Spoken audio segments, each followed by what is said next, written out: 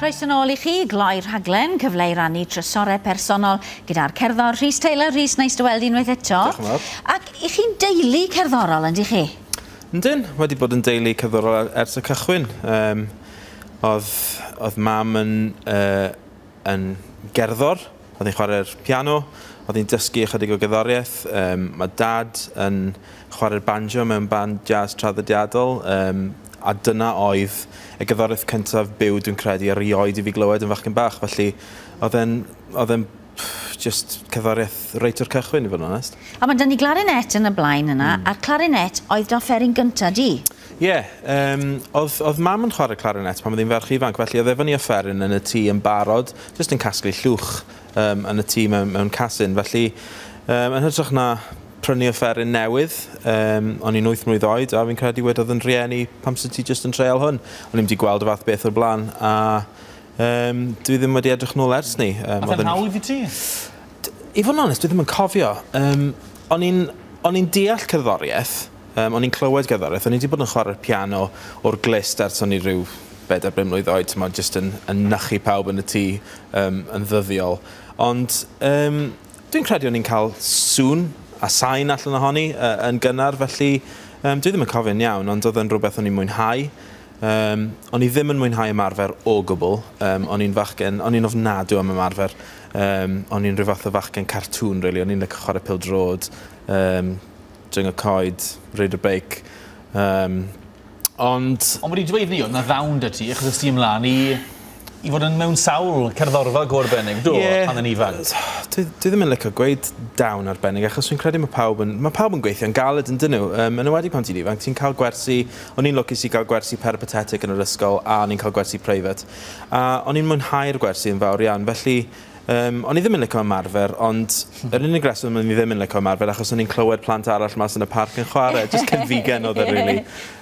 Ond na, fall, dwi ddim yn gwybod os mae dawn yw e, ond mae'n rhywbeth dwi wedi mwynhau erioed, felly dwi'n lwcus mod i'n neud yn hobi falle fel bywoliaeth. Mae dy ti lun fan hyn hefyd o dy fam, sydd wedi bod yn ddylanwad mawr arna ti? Do, oedd mam yn... Wel, gallai ddweud, dwi ddim yn credu fyddwn ni'n neud beth dwi'n neud nawr heb mam. Mam oedd yr un oedd yn rhoi row I fi bob tro ni ddim eisiau ymarfer. Mam oedd yn bug wrth roedd clarinet yn y casyn am byth, os nag yn un ymarfer. Mam oedd yn mynd â fi rhag brofio yn Eisteddfod yr Urdd am 5-6 gloch o bore lan i'r gogledd neu lawr i'r de o Aberystwyth. A ie, gan mam ges i'r gefnogaeth, dwi ddim yn neud yn fach o gyfraniad dad o gwbl, ond mam oedd y driving force os gwedwch chi tu ôl i'r holl beth. A ie, dwi just yn ddiolchgar tu hwnt am y gyfnogaeth ges I. A golles ti dy fam rhaid blynyddoedd yn ôl na ffodus yn do? 2003 gollon ni mam I ganser. Wrth gwrs, mae'n anodd I unrhyw un. O'n i'n 20, oedd ymrawd yn 20 felly, dwi byth yn amser da I golli aelod o'r teulu, ond ti'n gwybod ti'n gorfod ymateb i'r sefyllfa yma, a'r peth olaf fydden ni moyn neud yw just rhoi'r gorau I bopeth a ffwdi a just danto efo'r cwbl. Felly, na, mae mam wrth gwrs, mae'n nghefn y meddwl I, dwi'n meddwl amdani bob diwrnod am ryw reswm neu gilydd, a pan dwi'n perfformo, dwi bob amser just yn cofio mam yn sefyll. Oedd hi ddim really yn dod I weld fi llawer, achos oedd hi'n mynd yn nerfus, ond dyn ni yn gweld hi falle trwy rhyw ffenest fach yng nghefn y neuadd, yn gweld hi'n crynu, ond oedd hi bob amser, na I jecio bod y Cris wedi tycio fewn, bod yr gwallt yn deud I, a bod popeth yn iawn efo'r offeryn, a bod fi'n gyfforddus, a na, oedd y gefnogaeth just yn hollol amrysiadwy, a dwi'n ffoddiog fyddwn ni ddim yn neud beth dwi'n neud nawr hebddi. Yn ogystal ar gerddoriaeth wrth gwrs, mae chwaraeon wedi chwarae rhan bwysig iawn yn dy fywyd I pan yn ifanc ynde, yn arbennig y gwaywffon anferthol yma sydd ar y soffa. Un o'r pethau mwyaf dyn ni wedi cael fan hyn, fi'n credu. Hyrra? Ie, mae fe'n rhywbeth, does neb tu allan I Aberystwyth yn gwybod am. O'n i'n ymddiddori mewn chwaraeon lot pan o'n i'n ifanc, a I fod yn hollol onest, os dwi'n rhoi mhen ar y bloc nawr, dwi'n ymddiddori fwy mewn chwaraeon a dwi'n mewn cerddoriaeth. Falle gan mai cerddoriaeth yw'r gyrfa. Ond Na, yn blentyn bach o'n i'n arfer mynd lawr i lan y môr yn Aberystwyth, oedd ma'n gi yn byw lawr na, oedd ma'n gi yn edrych ar ôl fi llawer, a fydden ni'n taflu cerrig i'r môr yn ifanc, a am ryw reswm ddim yn gwybod o ble ddath, falle rhyw fath o gryfder hyn, ond o'n i'n gweld bod taflu cerrig a twli pel yn dod yn eitha hawdd, o'n i'n taflu yn eitha pell.